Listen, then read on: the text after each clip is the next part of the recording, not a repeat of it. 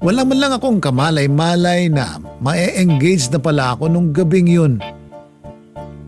Pagkaalis ni na Matthew ay kinausap ko agad ang mga magulang ko. Kung bakit hindi man lang nila ako sinabihan tungkol sa pamamanhikan. It's not you who will decide anyway. So why do I need to ask your permission? Seryosong ani Papa. Dahil ako po yung ipapakasal nyo sa lalaking hindi ko naman po gusto? Umiiyak na tugon ko. Cut the drama, Cherry. Just be grateful that I chose the right man for you. Galit na ani Papa. Naiyak na lang ako sa sobrang sama ng loob, Papa Van. Gustuin ko mang kontrahin ang mga magulang ko. Alam kong wala rin akong kakayahan dahil oras na gawin ko yon. Ay ako lang din ang magiging kawawa. Hindi ako halos makatulog nung gabing yon, Papa Van. Masyadong marami nang tumatakbo sa isip ko. Si Lorenzo ang mahal ko pero hindi siya ang pakakasalan ko. Paniguradong ikadudurog ng puso niya kapag nalaman niyang engaged na ako sa ibang lalaki. Kinabukasan ay dala ko pa rin yung bigat sa dibdib ko. Sinadya ko talagang ipakita sa parents ko na hindi ako masaya sa ginawa nila. Hanggang sa marahang hawakan ni Mama ang aking kamay.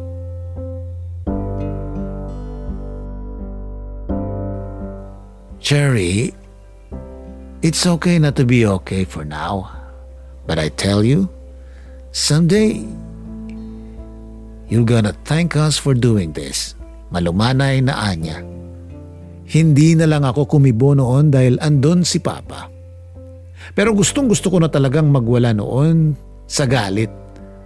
Lalo na't after graduation pa talaga ang napili nilang petsa ng kasal.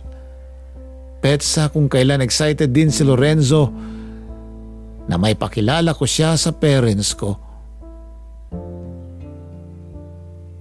Ngayon paano ko pagagawin yon, Papa Van? Kung nakatakda na akong makasal pero hindi sa kanya. Paano ko sasabihin yun gayong umaasa siyang magiging maayos na siya sa parents ko pag nakapagtapos na kami pareho ng pag-aaral? Mula noon, Papa Van, ay naging lutang na ako sa lahat. Sinadya ko na ring umiwas muna kay Lorenzo. Panigurado kasing magtataka siya sa kilos ko. At pag nagkataon ay kailangan ko nang sabihin sa kanya ang totoo. Gusto ko lang sanang smooth ang lahat kung sakali mang maghiwalay kami. Yung tipong nawalan na lang kami basta ng oras sa isa't isa. Nanlamig kaya nagkanya-kanyang mundo na. Kaya lang makalipas ang 4 na araw na pag-iwas ay mas naging makulit si Lorenzo. Natoturete na raw ang utak niya kaiisip kung may nagawa ba siyang mali. Nakukonsensya na rin ako dahil panay na ang paglalasing ni Lorenzo, Papa Van. Gustong gusto ko nang sabihin sa kanya ang pinagdadaanan ko. Pero baka kasi mas lalo lang siyang mahirapan. Hanggang sa hindi na ako nakatiis.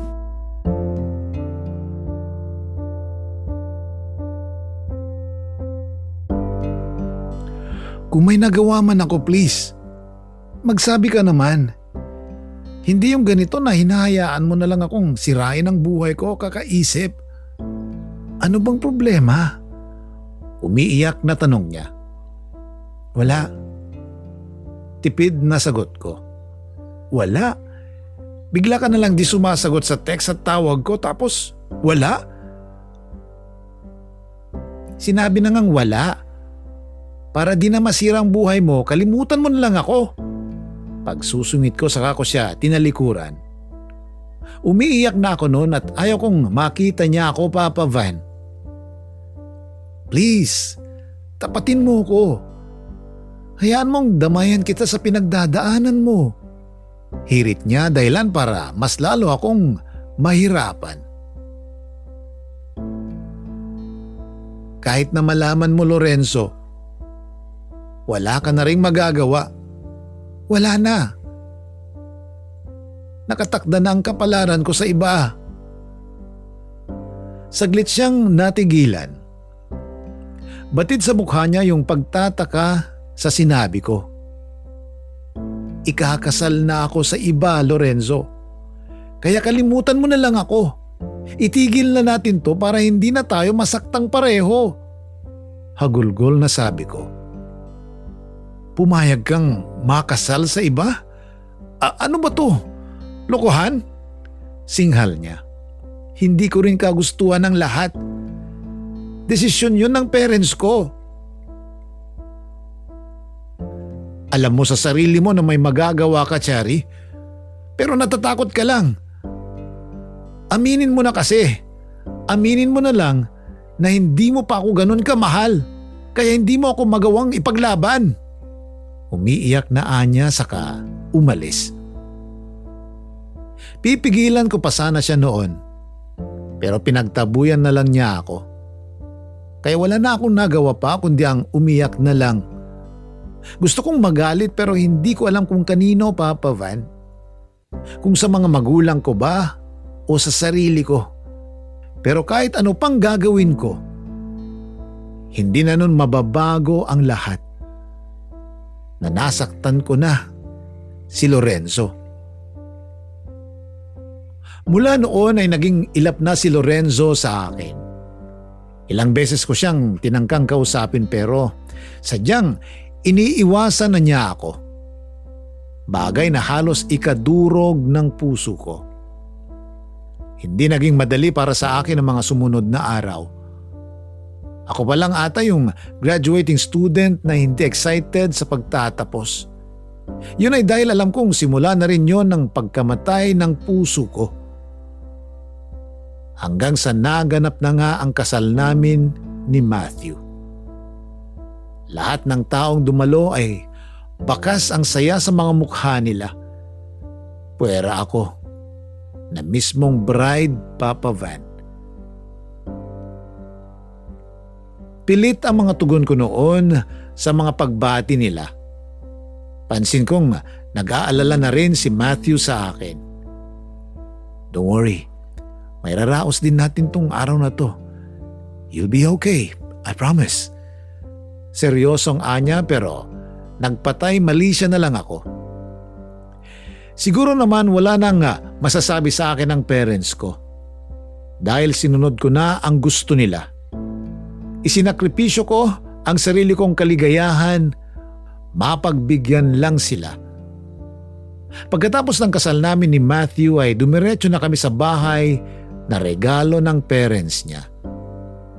Yung gabing sana ay nag-honeymoon kami ay nauwi sa walang imikan sa pagitan namin.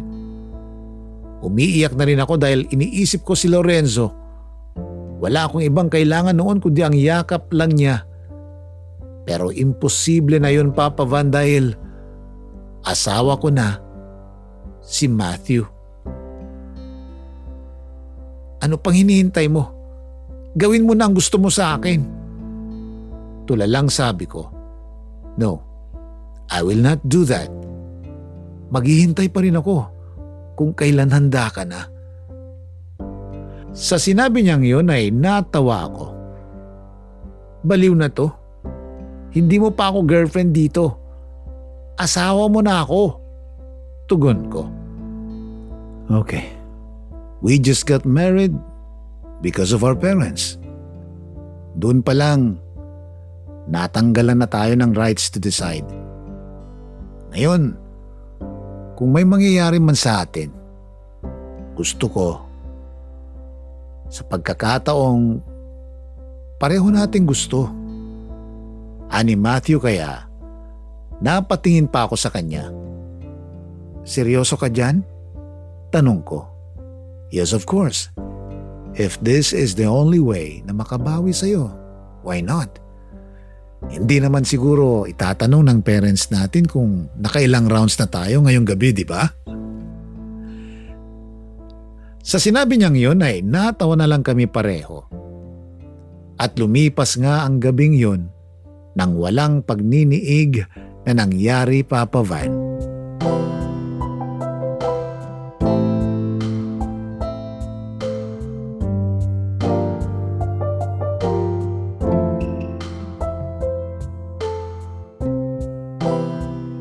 Nakakatawa mang isipin pero yun ang totoo. Kahit hindi kami nagsisiping ni Matthew, nakikita ko namang nagpapaka-mister pa rin siya sa akin sa ibang paraan. Kahit may maids kami ay mas gusto pa rin niyang siya ang nagluluto ng pagkain. Yung magugulat na lang ako na may breakfast na nakaabang paggising ko. Inihahanda na rin niya ang damit na susutin ko sa pagpasok sa opisina. Oo, Papa Van. Involved na rin ako sa pagpapatakbo ng negosyo namin. Pinagkatiwala na kasi sa akin ni Baba yung isang branch ng car dealership.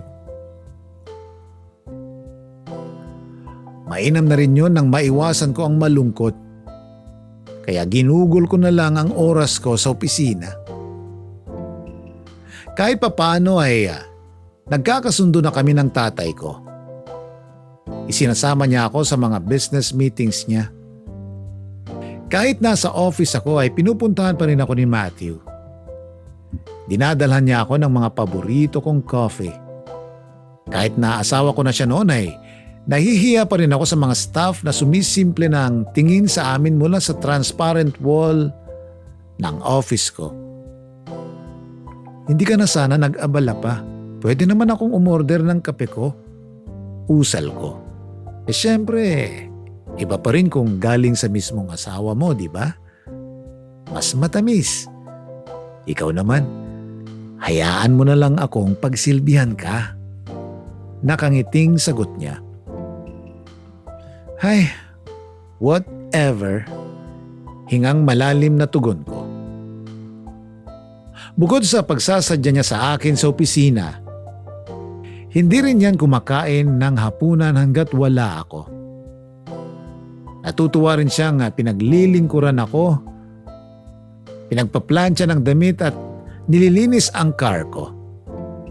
Kahit nga itong phone ko, magugulat na lang ako na naka-charge na pala.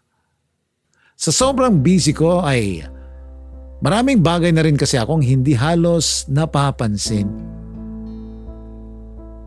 Sinasadya ko yun, Papa Van, nang sa ganun ay makalimutan ko ang buhay meron ako. Hindi biro ang makasal sa lalaking hindi ko naman mahal. Yung makasama pa lang siya sa iisang bubong ay ang laking parusa na para sa akin. Nakikita ko naman ang lahat ng effort ni Matthew to win my heart. Ilang beses ko rin namang sinubukang pag-aralang mahalin siya. Kaya lang wala talagang spark, Papa Van. Dahil si Lorenzo pa rin ang laman ng puso ko. Kaso sadyang hindi nga siguro kami ang para sa isa't isa. Dahil natuklasan kong may bago na rin siyang kinakasama. Uminit talaga ang ulo ko noon, Papa Van. Parang bigla akong nawalan ng ganang magtrabaho. Padabog na ang lahat ng kilos ko kahit ang kalma-kalma lang sana ng araw ko. Tuloy na pagbuntunan ko ng galit si Matthew. Sakto kasing tumatawag siya noon. Nabuhay ulit yung irita ko sa kanya dahil nag-overreact na naman siya. Past 7 na kasi pero nasa office pa rin ako. Pwede ba? Huwag kang OA? Ginagawa mo naman akong bata. Hindi ako mawawala, Matthew. Matanda na ako at alam ko nang umuwi mag-isa, okay? Dire-diretsyong pagsusungit ko over the phone. Nag-aalala lang naman ako. Malumanay, napaliwanag niya. Pwes, hindi nakakatulong yung pag-aalala mo. Singhal ko saka ako siya binabaan ng phone. Around 9 p.m. na ata akong nakauwi noon. Dumaan pa kasi ako saglit sa bar upang makainom ng konti. Sobrang sama ng loob ko sa nabalitaan ko kay Lorenzo. Talagang ganun na lang kadali sa kanya ang mag-uwi ng ibang babae. Mas nainis pa ako, Papa Van, nang matuklasan kong batchmate lang din namin yung ipinalit niya sa akin. Medyo may tama na akong umuwi noon. Nakainom ako pero hindi naman sobrang lasing. Pagka doorbell ko ay sinalubong ako ni Matthew. Agad nitong napansin ang itsura ko. "Are you okay? You're drunk," puna niya. "Correct!" Hiyaw ko na parang tono lang ng host sa isang game show. Kulang nga yung nainom ko eh. "Can you get me some wine?" "Samahan mo akong maglasing, dali!" Natatawang hirit ko sa kanya. "No, mukhang masyado ka ng maraming nainom," anya. "Sasamahan mo ba ako? O babalik ako sa bar na pinanggalingan ko?" Hamon ko sa kanya dahilan para sumunod siya sa utos ko. Sinandal niya ako sa sofa saka siya naghanda ng maiinom namin. "Next time na iinom ka ng alak, magtawag ka. E di sana nasamahan kita." Nakangiting hirit niya. Marami pa siyang sinabi noon pero parang walang pumapasok sa kukote ko. Basta tawa na lang ako ng tawa. "Alam mo ba, bago tayo kinasal, may boyfriend ako at mahal na mahal ko siya. Pero hiniwalayan ko siya dahil lang sa lintik na kasal natin." Umiiyak na kwento ko habang hawak ang bote ng alak. "I'm sorry to hear that." Tanging tugon ni Matthew. "Pero yaan mo na siya. May iba na siya eh. Pinagpalit na niya ako sa mas pangit nga lang." Natatawang sabi ko. "Mula ngayon, kakalimutan ko na siya. Bahala siya sa buhay niya. Kaya ngayon, iyong-iyo na ako, Matthew." Dugtong ko na saktong napayakap sa kanya. Nakapikit na ako noon nang maramdaman ko ang paglapat ng labi niya sa labi ko. Naging mainit ang halikang yun sa pagitan namin dahilan para mabitawan ko ang boteng hawak ko. Marahan niya akong inihiga sa sahig na may carpet. Agad na lumakbay ang mga kamay niya sa loob ng blouse ko. Nadala ako nang maramdaman ko na ang mainit niyang palad sa dibdib ko, Papa Van. Dama ko sa mga himas niya yung kasabikang magawa yun sa akin. Kasunod nun ay marahan niyang hinaplos ang pagitan ng dibdib ko pababa sa tiyan ko. Matyaga niyang tinanggal ang suot kong panloob mula sa aking palda. Nung mga sandaling yon ay nasiyahan talaga ako sa paraan ng paghaplos niya sa harding pinakatago-tago ko. Nakakabaliw sa pakiramdam ang hatid ng mga daliri ni Matthew. Batid din nitong handang-handa na akong patuloyin siya anumang oras niyang gustuhin. Bahagya akong kinabahan, Papa Van, nang pumatong na siya sa akin. Ilang sandali pa ay naramdaman ko na ang nagngingit-ngit niyang pandilig na hirap pang pasukin ang hardin ko.